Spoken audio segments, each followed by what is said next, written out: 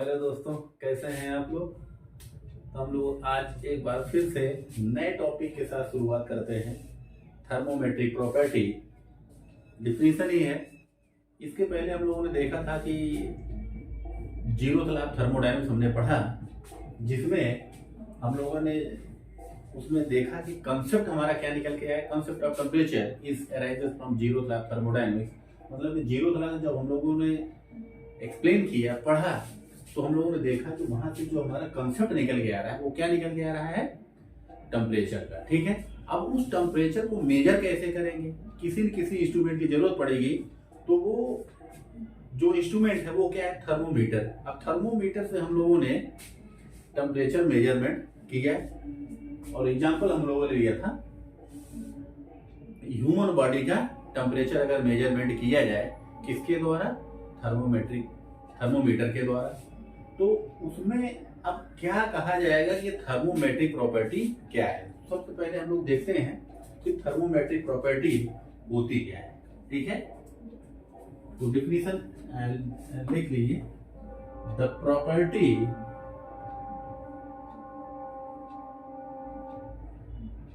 which is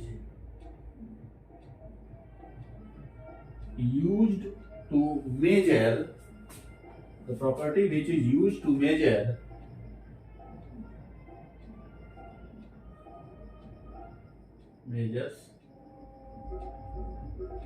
temperature of a body or system is known as thermometric property. Is known as thermometric property.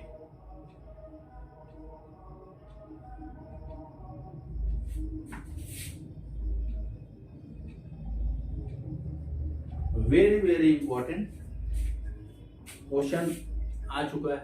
ठीक है, तो कहा गया है कि वह प्रॉपर्टी जिसका प्रयोग करके हम किसी सिस्टम या बॉडी का तापमान ज्ञात करें, टेम्परेचर मेजर करें, वो प्रॉपर्टी कही जाती है थर्मोमेट्रिक प्रॉपर्टी। ठीक है, तो अभी इसके पहले हम लोगों ने जो पढ़ा था जीरो तलाब थर्मोडायनेमिक्स में, एग्जाम्पल हमने लिया थर्मोमीटर। तो आप ये बताइए जीरो तलाब थर्मोडायनेमिक्स में जो टेम्परेचर मेजरमेंट करने के लिए जो इंस्ट्रूमेंट का प्रयोग किया गया वो क्या था, थर्मोमीटर था। तो थर्मोमेट्रिक प्रॉपर्टी जीरो तलाब थर्मोडायनेमिक्स में क्या हो जाएगा, थर्मोमीटर हो जाएगा। तो उसी का प्रयोग करके हम लोग क्या मेजर किए, उसका टेम्परेचर मेजरमेंट किया गया। ठीक है, तो ये रहा आपका डिफिनीशन किसका, थर्मोमेट्रिक प्रॉपर्टी का। अब ये हम लोग क्यों पढ़े हैं, क्योंकि हम लोग अब आगे स्टार्ट करेंगे थर्मोमीटर, टाइप्स ऑफ थर्मोमीटर। तो उसमें हर एक थर्मोमीटर में कुछ न कुछ ऐसी प्रॉपर्टी होगी जिसका प्रयोग करके हम लोग तापमान ज्ञात करेंगे, तो वो प्रॉपर्टी कही जाएगी थर्मोमेट्रिक प्रॉपर्टी। ठीक है, तो ये आप लोग नोट कर लीजिए। आगे हम लोग देखते हैं, हेडिंग डालिए thermometer, very important.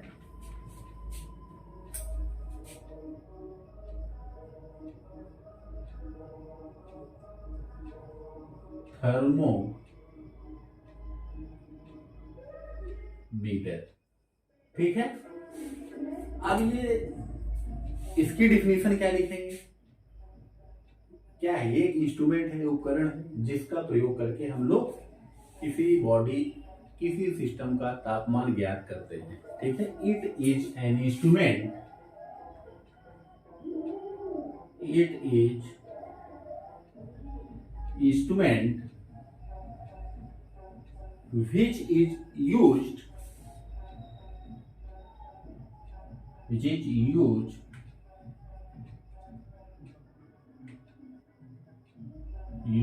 to measure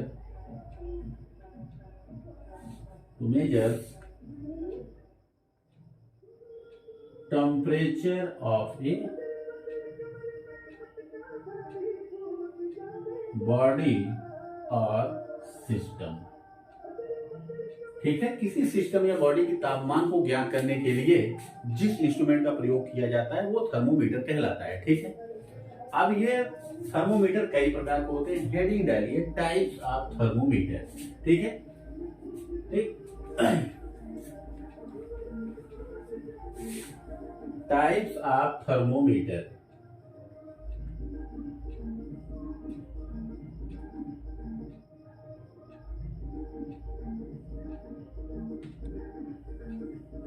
ठीक है, टाइप्स ऑफ थर्मोमीटर में देखिए कई प्रकार के होते हैं, gas thermometer, liquid thermometer, register thermometer, thermoelectric thermometer, pyrometer, ये सब हैं थर्मोमीटर, बस अलग अलग जगह तापमान मेजर करने के लिए प्रयोग किए जाते हैं। तो टाइप्स ऑफ थर्मोमीटर में पहला है गैस थर्मोमीटर। अब गैस थर्मोमीटर में दो प्रकार का गैस, ठीक है, दो प्रकार के थर्मोमीटर। ये है कांस्टेंट वॉल्यूम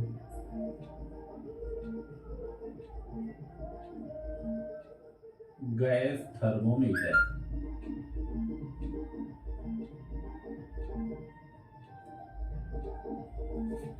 बी है constant pressure thermometer, constant pressure gas thermometer.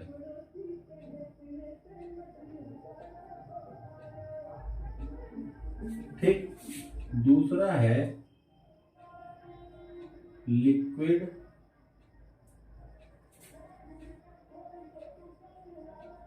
Thermometer,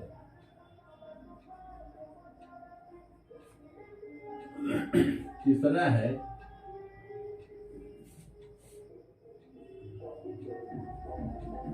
resistance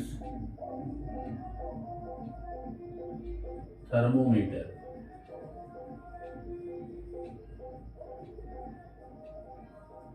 देखिए सब question liquid thermometer, register thermometer सब क्वेश्चन आ चुके हैं। ठीक है, रेलवे में ऐसे क्वेश्चन खूब आते हैं। चौथा है थर्मो इलेक्ट्रिक थर्मोमीटर।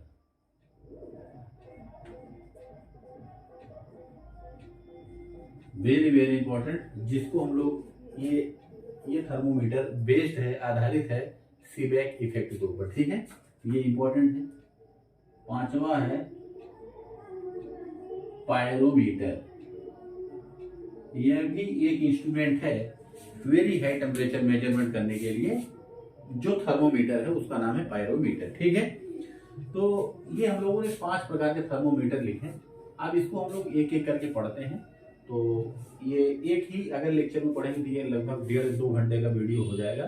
तो हम लोग 2 पार्ट में इसको पढ़ने की कोशिश करेंगे। ठीक है, तो मजा आएगा, बढ़िया टॉपिक है। ठीक है, तो हेडिंग डालिए गैस थर्मोमीटर, और गैस थर्मोमीटर में हम लोग पहला पढ़ेंगे कांस्टेंट वॉल्यूम गैस थर्मोमीटर। ठीक है, तो मिटाते हैं इसको। ओके,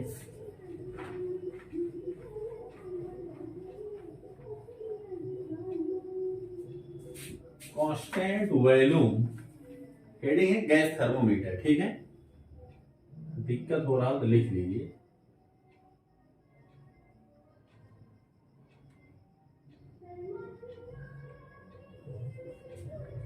इसमें हम लोग पढ़ेंगे सबसे पहले कांस्टेंट वॉल्यूम गैस थर्मोमीटर। ठीक है, अब देखिए हम पहले भी पढ़ चुके हैं कि जो भी गैस होगी स्टडी करने के लिए हम लोग हमेशा आइडियल गैस का ही प्रयोग करेंगे। तो ये जो गैस है कौन सी होगी? Ideal gas. ठीक है, अब आइडियल गैस अगर है तो इस आइडियल गैस के लिए हम लोग आइडियल गैस इक्वेशन लगा सकते हैं। तो for an ideal gas PV is equal to MRT। ठीक है, जहां पर M उस गैस का क्वांटिटी मात्रा है, R गैस कांस्टेंट है, T एब्सोल्यूट, टी कुछ भी टेम्परेचर हो हम लोग एब्सोल्यूट टेम्परेचर ही रखेंगे। अब यहाँ पर देखिए थर्मोमीटर का नाम क्या है, कांस्टेंट वॉल्यूम गैस थर्मोमीटर। तो V क्या होगा, कांस्टेंट। M और R ऑलरेडी कांस्टेंट है,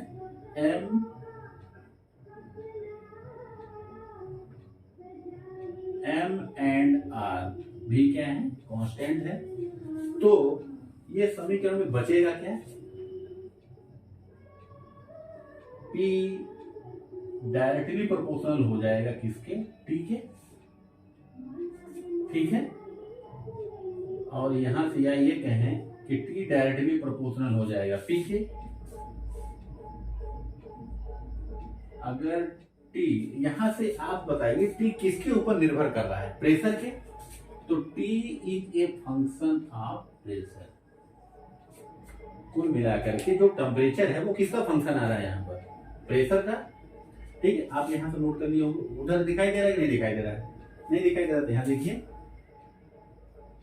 जो T है वो फंक्शन आया किसका, ये देखिए F, मतलब यहाँ F क्या डिनोट कर रहा है, फंक्शन किसका है, P का है। मतलब कहने का क्या है कि जैसे जैसे P बदलेंगे वैसे वैसे T का मान क्या होगा, बदलता जाएगा। मतलब कि जो T है वो किसके ऊपर निर्भर कर रहा है, P के। अब P ज्यादा तो T ज्यादा, P कम तो T कम। इसका मतलब यहां से क्या निष्कर्ष निकलता है कि इस थर्मोमीटर में जो थर्मोमेट्रिक प्रॉपर्टी होगी वो क्या होगी, आप बताइए, प्रेशर होगा कि नहीं होगा। क्यों, क्योंकि जो प्रेशर, अगर हमने गैस का प्रेशर मेजरमेंट कर लिया तो हमको क्या पता चल जाएगा, टेम्परेचर। ज्यादा प्रेशर आएगा तो ज्यादा टेम्परेचर, कम प्रेशर आएगा तो कम टेम्परेचर। तो इस कांस्टेंट वॉल्यूम गैस थर्मोमीटर में जो प्रेशर है वो क्या हो गया, thermometric property.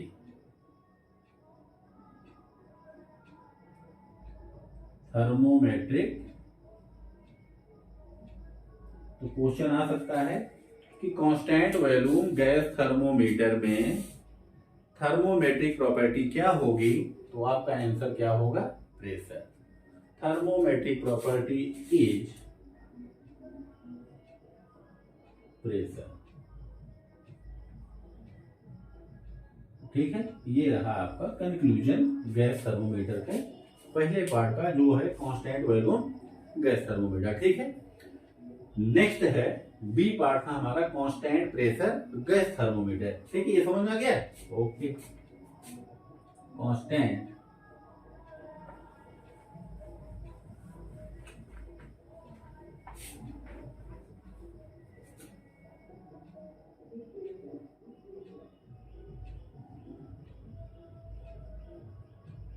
Constant pressure gas thermometer, यहां पर है बी पार्ट। अब यहां पर भी गैस हमारा क्या होगा, आइडियल गैस।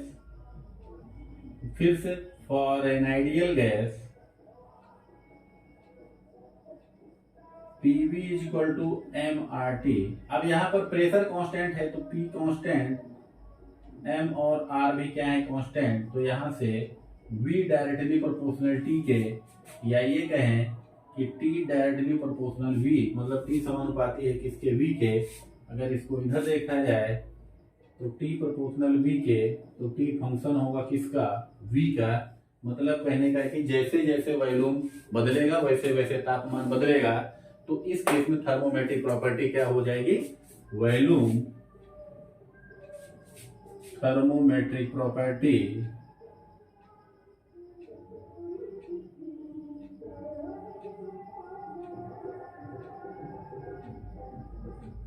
इज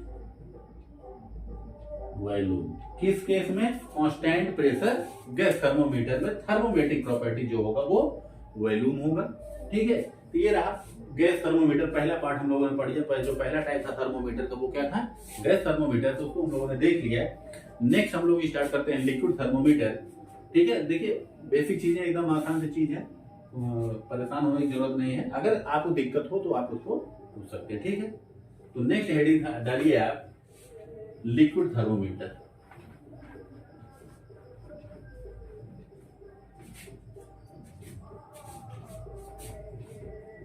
दूसरा है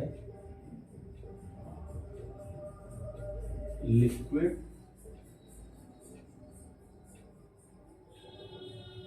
थर्मोमीटर।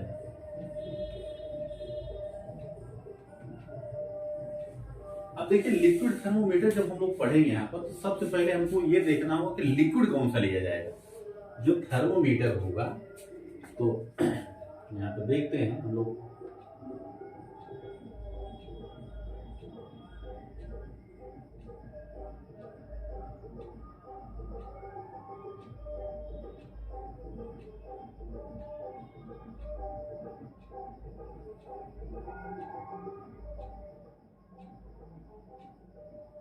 ठीक, ये हमने थर्मोमीटर बना लिया। थोड़ा सा इसमें मार्किंग कर देते हैं, अच्छा लगने लगेगा कि थर्मोमीटर पढ़ रहे हैं।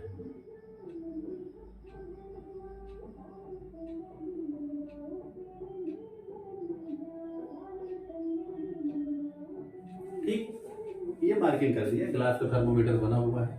अब यहां पर क्या है,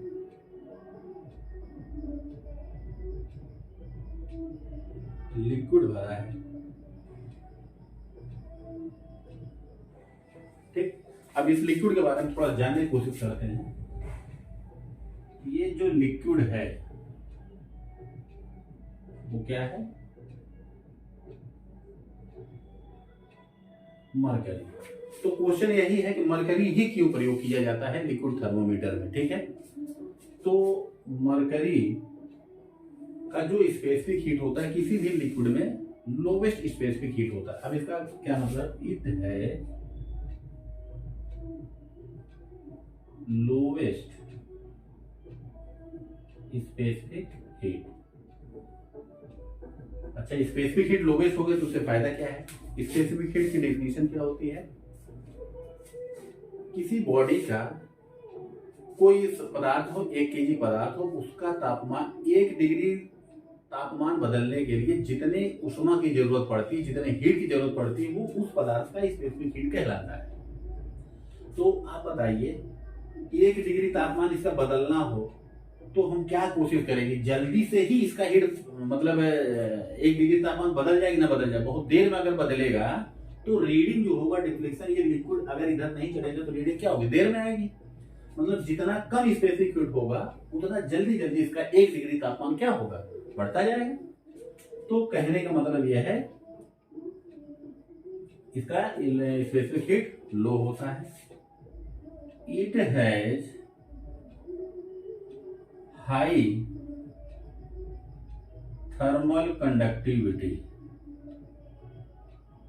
उष्मा चालकता इसकी क्या होनी चाहिए, बहुत अधिक होनी चाहिए, ताकि जल्दी जल्दी मॉलिक्यूल के बीच में हीट ट्रांसफर होता रहे। इसलिए डिफ्लेक्शन फिर जल्दी होगा, रीडिंग जल्दी मेजरमेंट कर लेंगे हम लोग। ठीक,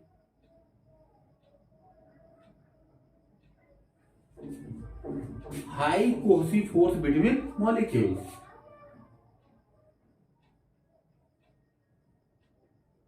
कोहेसिव फोर्स बिटवीन मॉलिक्यूल्स। ठीक है, और एक पॉइंट होता है कि हाई कोफिशिएंट ऑफ एक्सपेंशन।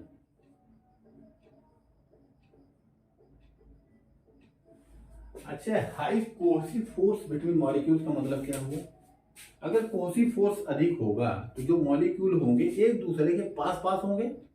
जब पास पास होंगे तो जो हीट ट्रांसफर का रेट होगा वो क्या होगा, जल्दी जल्दी होगा।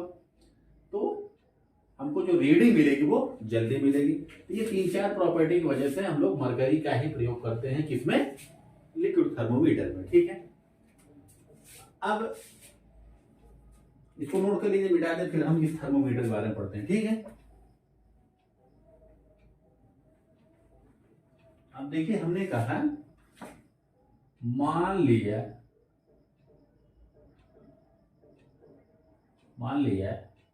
कि कहेंगे let initial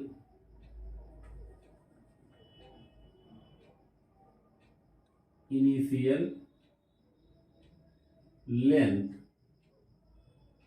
of liquid is L0। जब इस थर्मोमीटर में लिक्विड रखा गया तो वो कितने लेंथ पर है, L0। ठीक है, कितना है इनिशियल लेंथ इस लिक्विड का, कितना है L0 है। अब अगर इस लिक्विड का तापमान बढ़ाया जाए, अब देखिए तापमान जब बढ़ाएंगे तो सबसे पहले इस ग्लास का तापमान बढ़ेगा, फिर इस लिक्विड का तापमान बढ़ना स्टार्ट होगा। ठीक है, तो इसका मतलब कोई गर्म चीज होगी, वहां पर ये थर्मोमीटर लगाएंगे तो ये मेजरमेंट करेगा, ग्लास गर्म होगा, फिर ये लिक्विड गर्म होगा। ठीक है, तो ये घटना घटेगी। अब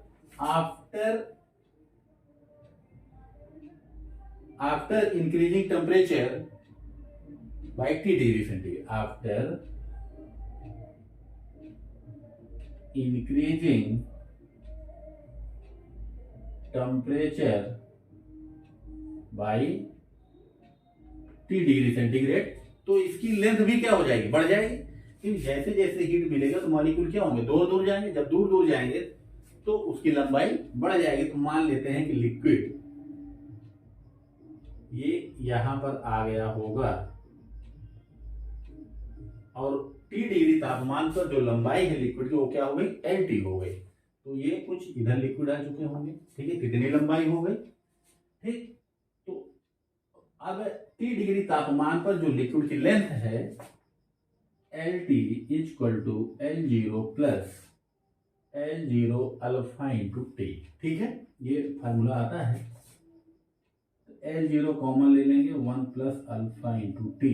तो ये हो गया, देखिए क्वेश्चन रेलवे में आ चुका है। फार्मूला पूछ लिया जाता है कि जो लिक्विड थर्मोमीटर है उसमें लिक्विड का जो फार्मूला, मतलब कि टेम्परेचर के साथ लिक्विड का क्या रिलेशन होता है, तो चाहा जाता है LT बराबर L0 1 plus alpha into T 1 minus alpha into T। ठीक है, L0 अल्फा इंटू T। तो ये चार ऑप्शन बनाकर क्वेश्चन आ चुका है, रजिस्टर थर्मोमीटर में भी आ चुका है। तो यहाँ पर L0 क्या है, LT को क्या लिखेंगे, लेंथ एट टेम्परेचर T। किसकी length, length of liquid, length of liquid at temperature T। ठीक, L0 क्या है, initial length of the liquid, alpha क्या है, कोफिशिएंट ऑफ एक्सपेंशन, T क्या है, absolute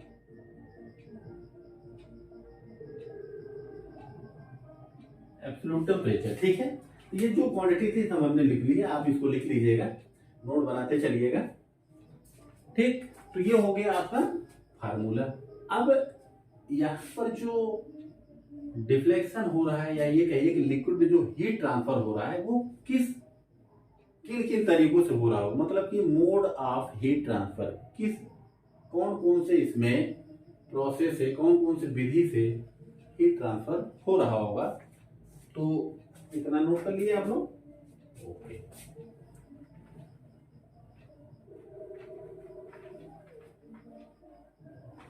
modes of heat transfer,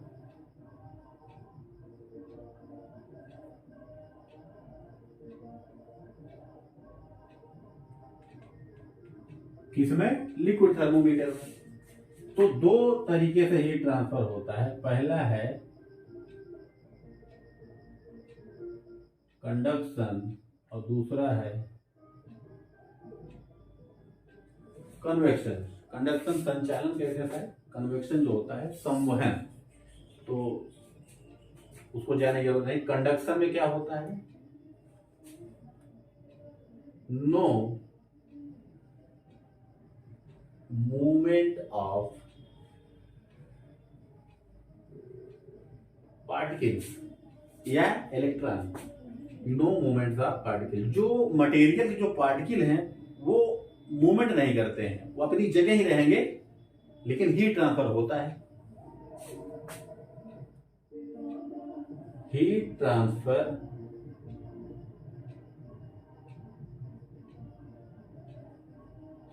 due to heat transfer due to vibration. ठीक है, HMT में हम लोग पढ़ेंगे डिटेल में। और इसमें हीट ट्रांसफर होता है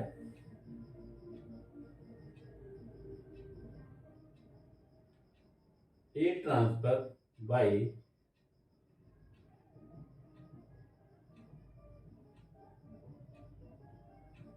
मूवमेंट ऑफ पार्टिकल्स। इसमें जो पार्टिकल होंगे वो एक स्थान से दूसरे स्थान पर मूव करते हैं। जैसे पानी को गर्म किया जाए, आप देखिए पानी भगोने में रख दीजिए गैस पर, आप उसको गैस जला दीजिए तो आप कुछ देर बाद देखेंगे मॉलिक्यूल नीचे से ऊपर जा रहे हैं, मतलब उनकी डेंसिटी कम हो रही है, वो ऊपर चले गए, हल्के हो गए। तो और जो हैवी पार्टिकल होगा वो नीचे आएगा, तो ये कन्वेक्शन कहलाता है। और जैसे इसको गर्म किया जाए, लोहे का मान लीजिए मार्कर हमारा लोहे का है, इसको जब हीट करेंगे तो रहेगा तो ऐसे ही, बहुत ज्यादा ना हीट कर दे कि मेल्ट कर जाए, लेकिन धीरे धीरे ये पूरा लोहा गर्म हो जाता है। तो आप देखते हैं कि गर्म क्यों होगा, कि जबकि एक पार्टिकल दूसरे स्थान पर मूव नहीं किया है। तो क्या होता है, कंडक्शन में जो पार्टिकल जिस जगह है जैसे एनर्जी पाता है वहीं पर वाइब्रेट करने लगता है, वहीं पर वाइब्रेट करने लगता है, जिससे एक दूसरे से हीट ट्रांसफर होता रहता है। इसलिए आप देखेंगे कि कंडक्शन थोड़ा स्लो प्रोसेस होता है। तो कुल मिलाकर के ये हो गया हीट ट्रांसफर का तरीका, कंडक्शन और कन्वेक्शन। अब कंडक्शन और कन्वेक्शन आप लोग पढ़े होंगे, तो हम लोग फार्मूला यहाँ पर देख लेते हैं। ठीक है,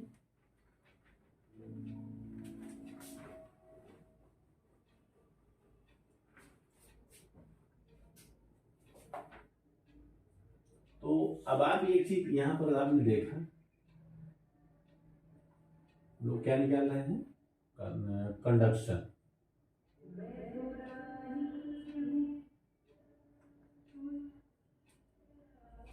conduction according to Fourier's law of heat transfer. ठीक है, इंटरमीडिएट फिजिक्स में पढ़ा गया है। फोरियर्स लॉ के अनुसार जो हीट ट्रांसफर होता है according to Fourier's law of heat transfer Q equal to K A D T upon D X. ठीक है, जहां पर K क्या है,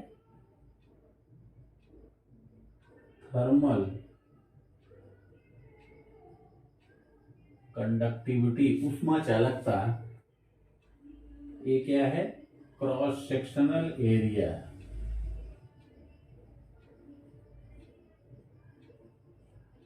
और D T upon D x क्या है,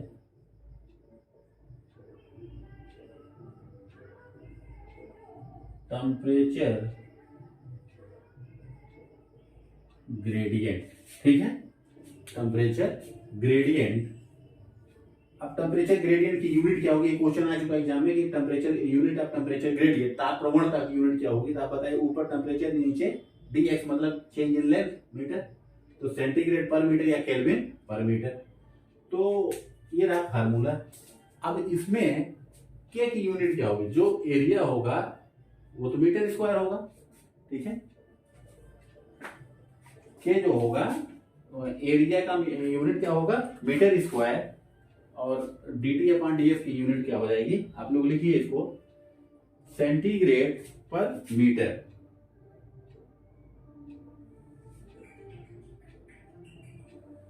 सेंटीग्रेड पर मीटर इसकी यूनिट हो जाएगी temperature gradient.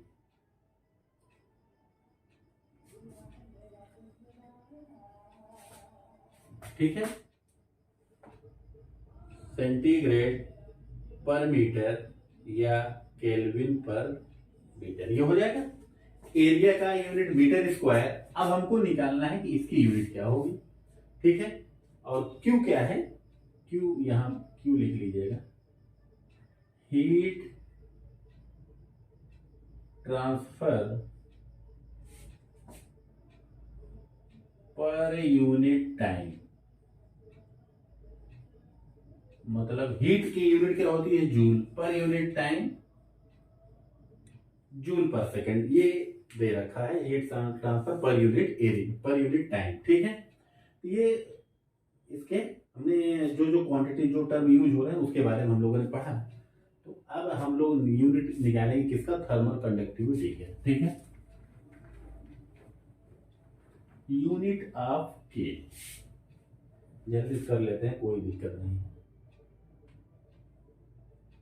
Unit of K, तो K equal to Q upon A D T upon D X, joule पर सेकेंड, एरिया का यूनिट मीटर स्क्वायर, और टेम्परेचर ग्रेडियंट का हम लोगों ने क्या देखा था, सेंटीग्रेड पर मीटर, तो 1 मीटर कट जाएगा, जूल पर सेकेंड पर मीटर सेंटीग्रेड, या आप इंटरनेशनल यूनिट जो हम लोग एसआई यूनिट लिखेंगे वो लिखते हैं केल्विन।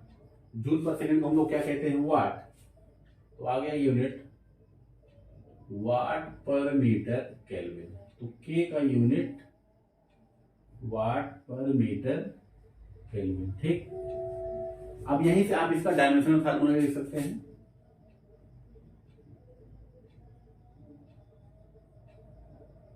डायमेंशनल फार्मूला क्या हो जाएगा, वाट मतलब जूल पर second, M L square T minus 2। ठीक है, M L square T minus 2, नीचे है एल और थीटा। ठीक है, तो एक एल से कैंसिल होगा तो बचेगा M L T minus 2 theta minus 1। ये हो गया इसका डायमेंशनल फार्मूला है। ये रहा कंडक्शन। अब हम लोग क्या निकालेंगे, कन्वेक्शन में हीट ट्रांसफर कैसे, तो उसको भी देख लेते हैं। फार्मूला देख लीजिए, हो सकता है कभी पूछ ही लिया जाए। ठीक है,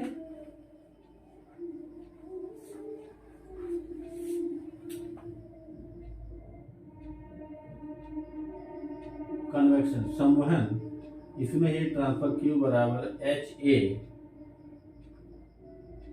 डेल्टा टी, जहां पर एच क्या है, हीट ट्रांसफर कोफिशिएंट। अब Q heat transfer per unit time, A cross sectional area, delta T temperature difference. अब यहाँ पर यूनिट क्या होगी, डेल्टा टी हो सेंटीग्रेड हो गया, केल्विन होगा, तो यूनिट ऑफ एच। ठीक है, तो H equal to Q upon A delta T, तो वाट पर मीटर स्क्वायर केल्विन। ठीक है, ये यूनिट हो गया। इसकी डायमेंशनल फार्मूला डायरेक्ट लिख लीजिए आप, एम ऊपर एम एल स्क्वायर होगा, नीचे एल स्क्वायर आएगा तो कट जाएगा, M T minus 2 theta minus. ठीक है, क्लियर है लिक्विड थर्मोमीटर। ठीक, नेक्स्ट हम हेडिंग डालिए रेजिस्टेंस थर्मोमीटर।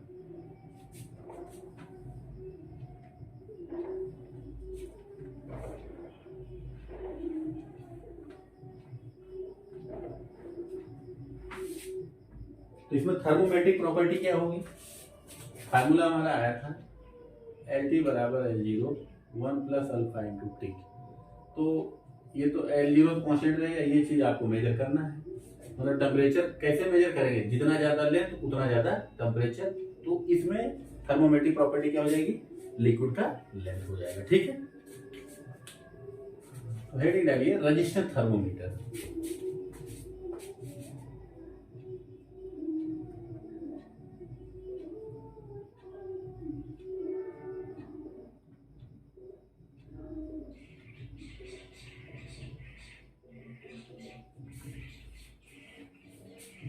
रेजिस्टेंस थर्मोमीटर,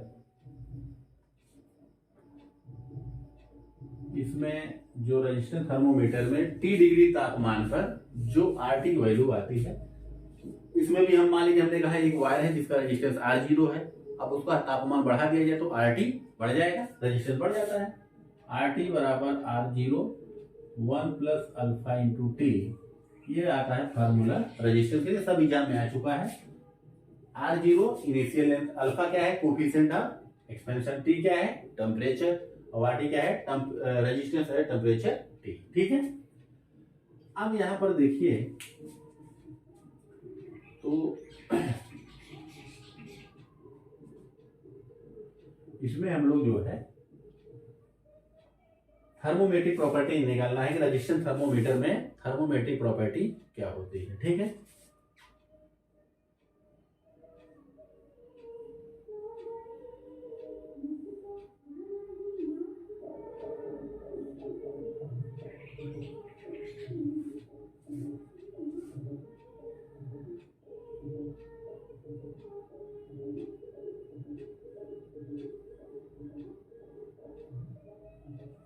ये क्या है पढ़े होंगे हम लोग इंटर में, wheat stone bridge.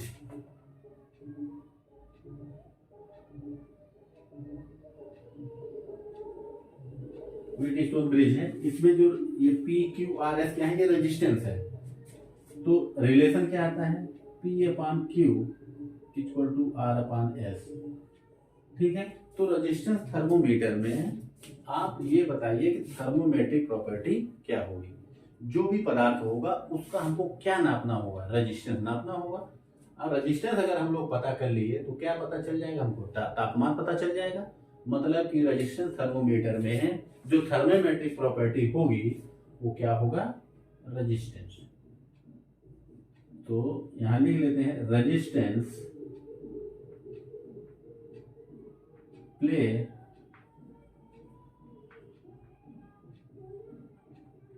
the role of thermometric property। Resistance thermometer में जो थर्मोमेट्रिक प्रॉपर्टी होगी वो क्या होगा, RT होगा, रेजिस्टेंस होगा। इसी प्रकार लिक्विड थर्मोमीटर में जो थर्मोमेट्रिक प्रॉपर्टी होगी वो क्या होगी, लिक्विड होगा। किसका, जो लिक्विड रखा गया है उसका लेंथ, उसका लेंथ जो होगा वो थर्मोमेट्रिक प्रॉपर्टी होगा।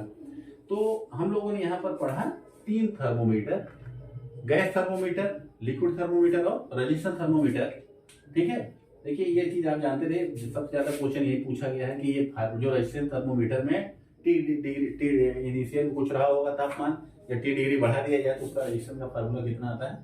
ठीक, कई एग्जाम में आ चुका है और बहुत अच्छा क्वेश्चन है, ये पूछ लिया जाएगा कि रेजिस्टेंस थर्मोमीटर में थर्मोमेट्रिक प्रॉपर्टी क्या होता है, तो क्या हो जाएगा, रेजिस्टेंस हो जाएगा। ठीक, ये 3 थर्मोमीटर रहे, अब बचे 2 थर्मोइलेक्ट्रिक थर्मोमीटर और पायरोमीटर। इसको हम लोग स्टार्ट करेंगे।